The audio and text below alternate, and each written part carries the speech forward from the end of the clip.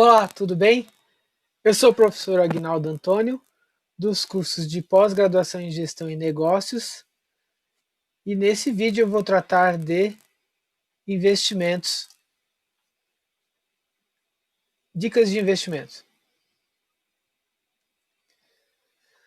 Você sabe quais são as características de um investidor de sucesso? Será que é fácil poupar a ponto de chegar ao seu primeiro milhão de reais? As respostas para essas perguntas podem ser encontradas facilmente em depoimentos de influenciadores digitais. Mas tome cuidado. Não aceite orientações que façam você conquistar rapidamente o sucesso e dinheiro. As conquistas são graduais, requerem aprendizado baseado nos erros e nos acertos. Não existe uma receita para ter sucesso investindo. O sucesso nos investimentos depende de fatores pessoais, como perfil, disciplina, conhecimento, comprometimento e tolerância às perdas. Algumas perguntas são pertinentes. Você acha que investir é só para gente rica? Quem pensa assim não sabe que investimento mínimo na carteira de poupança é de R$ 1 e de tesouro direto é de R$ 30. Será que faz diferença começar a investir agora ou no futuro? Claro, faz diferença. Tanto que faz diferença que quanto antes começar, maior é o crescimento do seu patrimônio. É possível perder dinheiro investindo? Também, sim, sem dúvida. Todos os investimentos têm algum grau de risco, porém existem investimentos mais ou menos arriscados. Aqui, o objetivo é tratar de dicas de investimentos, dicas entre aspas, porque podem ser boas para a parte dos espectadores, a outra parte já pode conhecer e talvez não encontre sentido no que está sendo apresentado aqui. A primeira dica, então, que eu trago aqui em termos de investimento é planejamento financeiro. E aí vem até uma primeira dúvida, assim, né? Eu preciso ter conhecimento de finanças? Essa resposta eu vou acabar deixando para o final.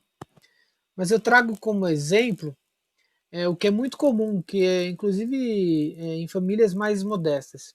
O pai, ele sai para trabalhar, traz no final do mês o salário para a mãe, que consegue dividir em pagamentos obrigatórios, pagamentos acessórios e lazer.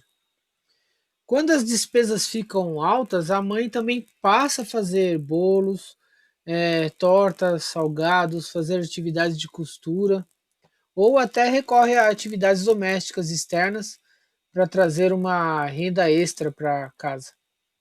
Esse é o retrato de uma família precavida, que mesmo com algumas dificuldades na limitação financeira, procura não gastar mais do que a renda total.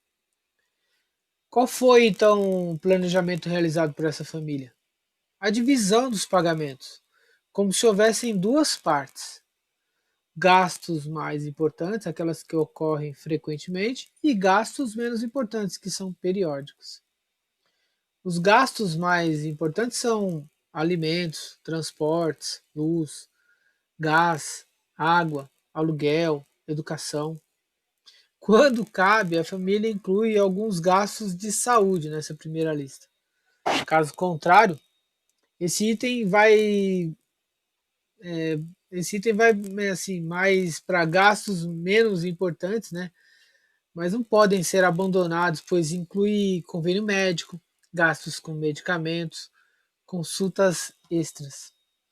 O controle e o planejamento de investimentos pode ser realizados através de destinar valores para gastos menos importantes. Então, por que não separar um percentual dessa renda familiar para os investimentos? Crie um hábito de investir uma quantidade mensal. Quando? Assim que definir seus objetivos, que podem ser uma viagem, um bem durável, estudos, casa nova ou aposentadoria. Comece logo pelo planejamento financeiro. Mais dicas, né? Elimine as despesas que implicam em cobranças de juros. Corte as despesas desnecessárias. Seja rígido com os gastos adicionais. É possível economizar e alguns gastos fixos como luz e água, por exemplo, diminuindo o tempo de banho. Repense os gastos variáveis e estude uma forma de liquidar dívidas existentes no orçamento. Dificuldade em renunciar ao consumo imediato na esperança de ser recompensado em um futuro ainda muito distante pode ocorrer. É necessário estabelecer metas, escrever regras e reavaliar o desempenho periodicamente. Nesse caso, né, inclusive, poupar é a primeira batalha. Investir corretamente, fazendo seu dinheiro crescer, é a segunda. E usufruir dos resultados obtidos é vencer a guerra. Esse desafio de guardar antes de gastar depende do perfil de cada um, né? Afinal, você sabe se é medroso, você sabe se você é maluco, se é arrojado, você precisa estar preparado, né? E aí você sabe se você pode sofrer fortes emoções. Para descobrir o seu perfil, acesse esse endereço aqui, ó, bit.ly/2 D P E C K.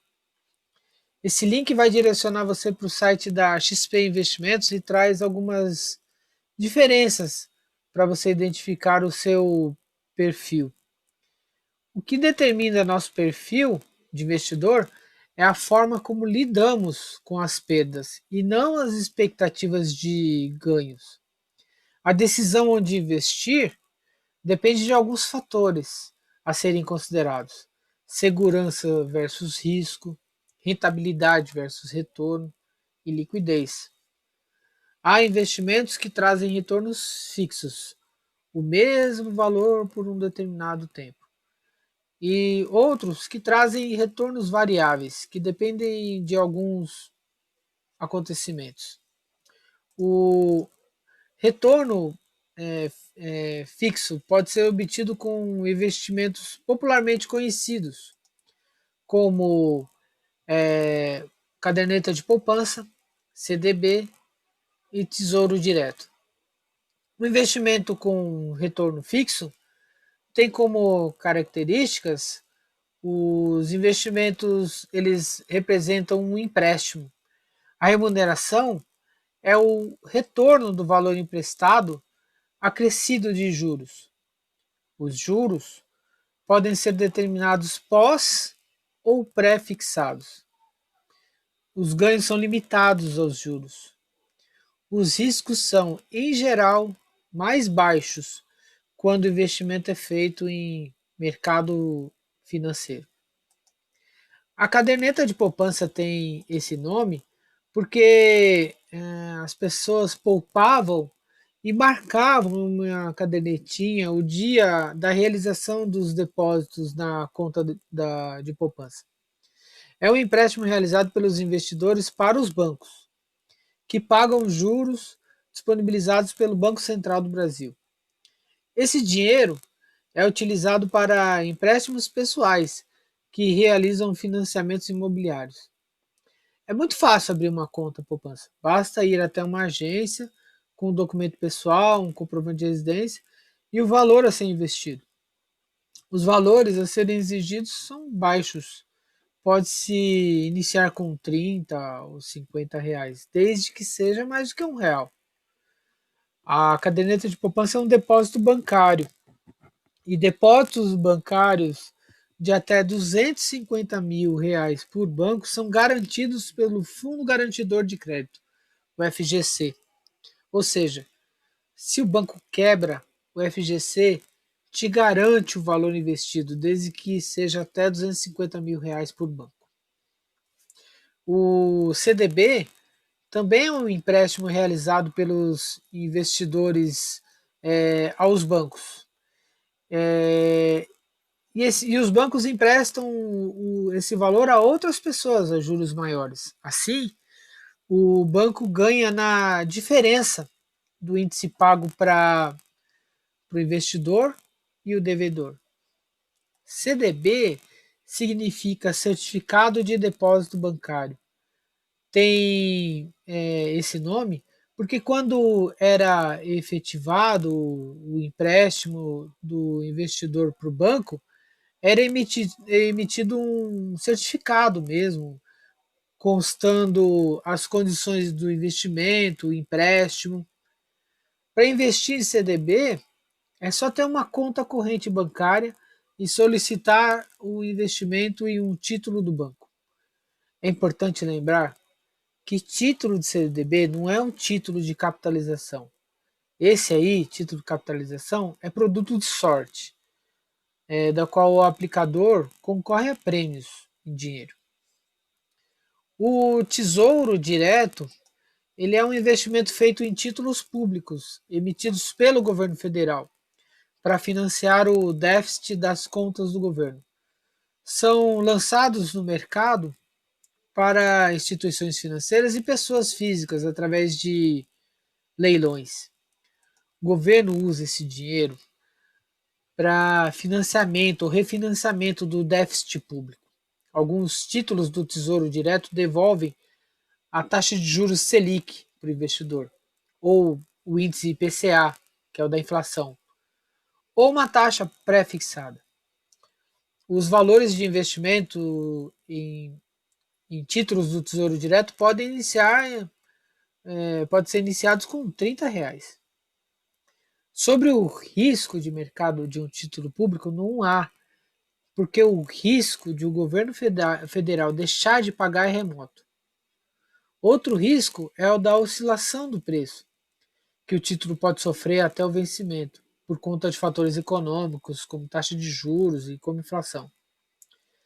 O investidor que leva o título público até o seu vencimento, o risco de mercado é irrelevante, pois ele recebe aquilo que for acordado, nem a mais, nem a menos. A perda pode vir na venda antes do vencimento.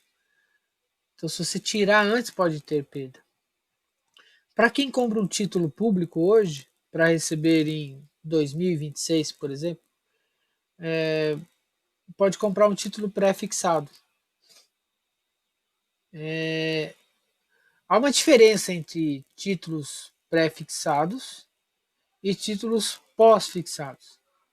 Os resultados dos títulos pré-fixados são pré-estabelecidos, já que os resultados dos títulos pós-fixados são estabelecidos lá no vencimento do título. Como via de regra, títulos pré-fixados perdem valor de mercado quando as taxas de juros sobem e se valorizam quando elas caem. Com os pós-fixados é o oposto. Eles tendem a se valorizar quando os juros sobem, e essa oscilação é chamada de volatilidade. Os títulos de prazo mais curto ou mais próximos do vencimento, eles apresentam uma volatilidade menor. Afinal, as condições de resgate já são conhecidas, e se estivermos perto do vencimento, as incertezas que geram especulação e volatilidade têm um impacto muito limitado no valor dos títulos. Os títulos que apresentam menor volatilidade são aqueles pós-fixados indexados à Selic, de curto prazo. Os títulos indexados à inflação de longo prazo tendem a ser os mais voláteis. Afinal, como é que a gente adivinha o índice de uma inflação no longo prazo?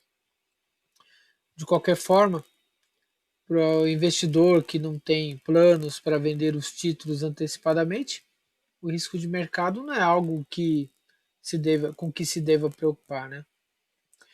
Mais informações sobre Tesouro Direto, incluindo regras, simulações, bancos e corretoras, podem ser obtidos no portal tesourodireto.com.br. Sobre os investimentos para aposentadoria, tem dois, pelo menos, né, que a gente pode falar aqui, que podem ser destinados especificamente para isso. Um é o FGTS, que pode servir como uma complementação de renda na hora em que se aposenta. O outro são os planos de previdência, PGBL e VGBL, que podem ser usados como uma poupança visando a aposentadoria. O P é de plano gerador de benefício livre. Permite deduzir o cálculo do imposto de renda sobre os investimentos em previdência, equivalentes a até 12% da renda anual. Porém, na hora de sacar os recursos, o plano do tipo PGBL sofrerá retenção do imposto quando todo o montante investido for sacado, né? Os aportes, ou seja, os aportes e os rendimentos. Além disso, só quem faz declaração de imposto de renda no modelo completo, aquele que considera deduções com dependentes, gastos com educação, saúde, entre outras, pode de fato aproveitar esse benefício fiscal. Já o V de vida gerador de benefício livre não dá direito à dedução na declaração, mas garante um imposto menor na hora de saque, porque o imposto incide apenas sobre o rendimento. Por isso, ele é indicado para quem normalmente se enquadra no modelo simplificado da declaração do imposto de renda e, e deseja acumular recurso para aposentadoria ou para algum plano de longo prazo, como Universidade dos Filhos, por exemplo. Né? Há um outro investimento de renda, há outros, na verdade, né? Investimentos de renda fixa disponíveis pelas instituições financeiras, como debentures, fundos de renda fixa, letras de crédito imobiliário, letras de crédito do agronegócio. Os investimentos nesses tipos de títulos exigem um perfil de um investidor menos conservador. Podem ser realizados por meio de uma corretora de investimentos de mercado. Além do retorno fixo, também há aqueles tipos de investimentos de retorno de ganho variável ou de renda variável mesmo, né? Eles representam a compra de uma propriedade, como ações de empresas, como imóveis. Não tem assim uma garantia efetiva de retorno. A remuneração desses dois, por exemplo, é a valorização do ativo e as rendas que ele gera. Os ganhos são potencialmente ilimitados e os riscos são, em geral, mais altos que os da renda fixa. Além das ações e imóveis, há também investimentos em fundos de ações e fundos imobiliários. Os imóveis eles podem se desvalorizar, ficar vagos, serem desapropriados. As pessoas têm a impressão de que imóveis se valorizam menos, pois as informações sobre preços não são publicamente disponíveis. Imóveis vagos podem gerar perdas e prejuízos, como IPTU, condomínio, manutenção e outros pontos também. Né? O que são ações, então, nesse caso? Né? Uma empresa ela é uma propriedade dividida em partes. Uma parte é o dos empreendedores, aqueles que criaram a empresa, né? Outra é de investidores, que pode inclusive envolver fundos de investimentos. Outra parte pode ser do até o governo federal, inclusive. E o governo federal pode não só ser dono da empresa, como é de algumas empresas públicas, como também pode ser sócio através do Banco Nacional de Desenvolvimento Econômico e Social, o BNDES. Também, parte da empresa pode ser negociado para quem quer ser sócio. Nesse último caso, são negociadas em bolsas de valores. E no Brasil, a única bolsa existente é a B3. Um mito sobre a bolsa de valores é que ela funciona como se fosse um jogo de cassino. Porém, algumas pessoas se comportam como jogadores. Mas isso não faz com que a B3 seja um jogo, ou vire um jogo. As empresas elas abrem capital para captação de recursos para investimento, mas também para redução de risco de crédito para a empresa, redução do custo de capital, para liquidez patrimonial ou até para processo sucessório e partilha de herança. No caso das ações, elas podem ser inclusive classificadas em dois tipos: as ações ordinárias e as ações preferenciais. As ações ordinárias, também conhecidas como ON, são aquelas que dá direito ao investidor a ir lá e votar. Então, o investidor ele pode ir lá e opinar, inclusive, sobre as atividades da empresa. E, inclusive, dá direito a votos nas assembleias. O Código das Ações Ordinárias termina com literal 3, numeral 3. As ações preferenciais, também conhecidas como PN, ela dá prioridade no recebimento do dividendo para o acionista ou no reembolso de capital em caso de liquidação da empresa. O código das ações termina com o numeral 4, 5, 6, 7 ou 8.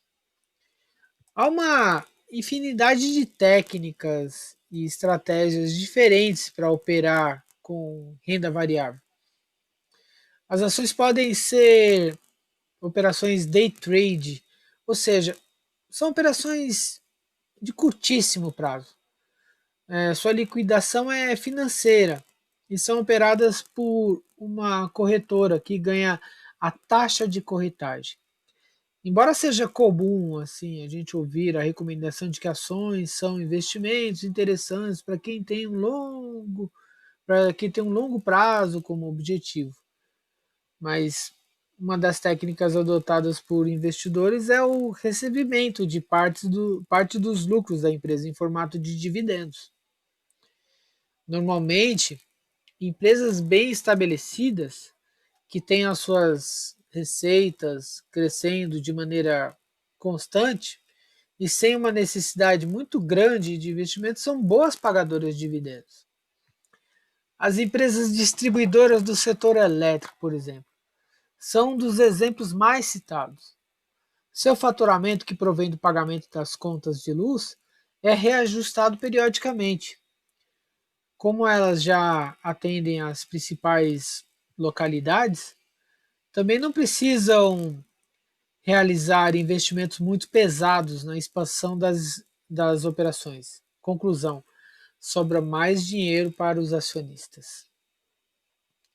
É possível começar a investir em ações com valores relativamente baixos por padrão, é, por padrão assim, né, dos valores, né, a gente consegue ter um investimento assim, R$ 30, né, um lote, mas aí você tem que comprar o lote de ação, portanto seria lote de 100, você teria que investir com R$ 3.000. No entanto, é possível adquirir quantidades pequenas de ações no mercado fracionário, onde elas são negociadas em lotes, mas individualmente. Ou seja, você consegue comprar uma ação por R$ 30. É preciso considerar alguns custos envolvidos aí na negociação, né? Das corretoras de valores, né? Já falei, inclusive, né, da taxa de corretagem, né?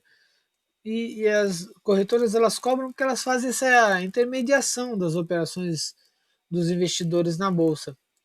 Elas são remuneradas com essa taxa de corretagem, que é um valor cobrado cada vez que alguém compra ou vende ações. Existem formas distintas de cobrança, mas muitas corretoras têm uma taxa de corretagem fixa de R$ 10 ou R$ 20, por exemplo, cobrada a cada negociação. Também há algumas que não cobram mais taxas de corretagem. Uma outra taxa é a taxa de custódia, que também pode ser cobrada por algumas corretoras. Ela remunera a instituição pela guarda das ações ao longo do tempo.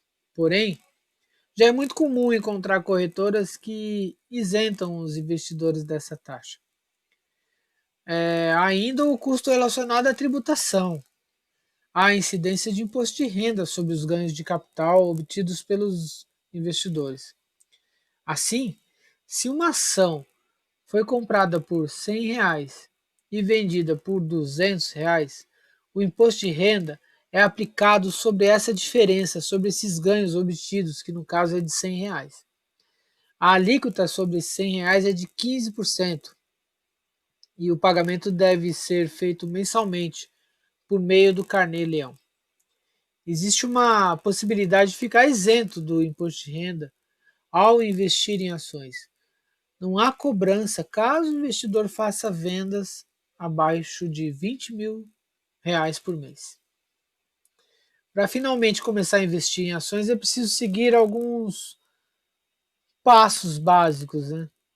Atentar para esses aspectos que pode facilitar o processo e garantir as decisões que sejam tomadas de forma consciente e segura.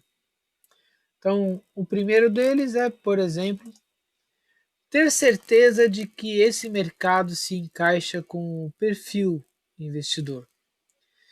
Antes de decidir comprar ações, pergunte-se qual é o seu objetivo com o investimento.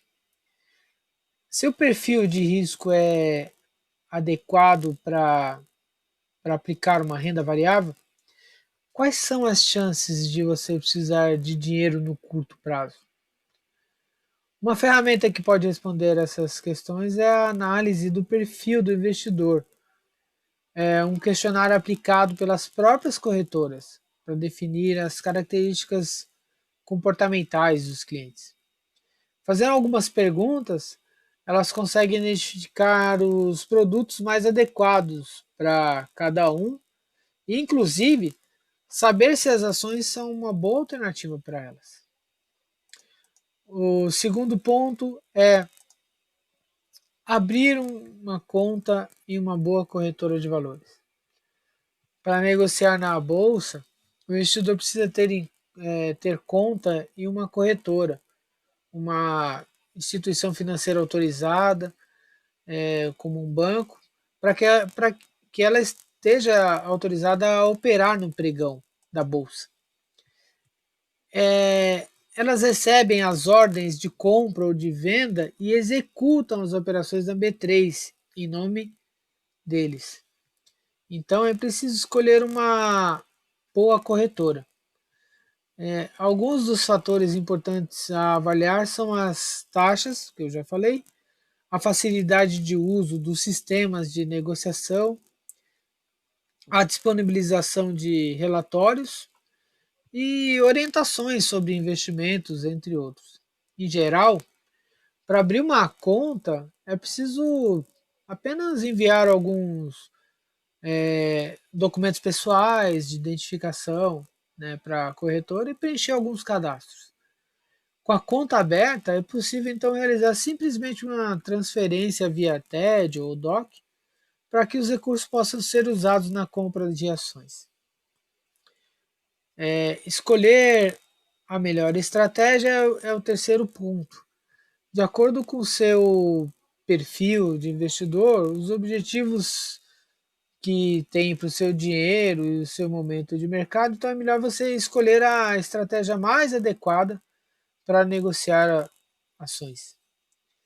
Ela tanto pode estar focada nos ganhos de curto prazo quanto visar o longo prazo. Tudo vai depender também de quanto tempo você estará disposto a dedicar à bolsa de valores cotidianamente. O quarto ponto é decidir entre a mesa de operações ou home broker. Normalmente, as corretoras oferecem duas formas de negociação para o investidor. A mais comum é o home broker. É um sistema eletrônico em que o próprio investidor cadastra suas ordens de compra e venda, podendo operar diretamente. No home broker, a taxa de corretagem costuma ser de valor fixo. Outra via de negociação é através da mesa de operações. Nesse caso aí, o investidor se comunica com o operador da corretora por telefone, por e-mail ou por sistema de mensagem e envia a ele as suas ordens de compra e venda das ações. É esse operador aí que realiza os negócios em nome do investidor. Esse modelo costuma ser restrito a clientes de alta renda e nele as taxas de corretagem normalmente seguem a tabela da B3. O quinto ponto é escolher as ações e começar a formar uma carteira. Então, nesse caso, chegou a hora de você escolher as ações em que você vai investir. Você pode optar por um método de análise, como análise técnica ou análise fundamentalista, e decidir por conta própria. Ou também pode se valer dos relatórios elaborados por analistas especializados no mercado de ações e seguir as recomendações deles. A dica final é aquela que eu até comentei há pouco, que é a da educação financeira. E nesse caso, para ter sucesso no mercado de ações, é fundamental você estar bem informado. É fundamental você entender como que os processos funcionam, como que você pode calcular, como que você pode entender quais são os rendimentos. E esse processo evolutivo é muito importante para que você não fique parado num único ponto dos seus investimentos. É importante que você não deixe de acompanhar as notícias, por exemplo, do InfoMoney, e utilizar as ferramentas com as cotações da bolsa. Bem, espero que você tenha gostado dessas dicas. Faça bom uso e, com disciplina e persistência, você vai ter sucesso. Ah, não esqueça de continuar os estudos. E agora sim, procure aprender mais sobre educação financeira. Espero que você então tenha uma boa sorte. Obrigado e até a próxima.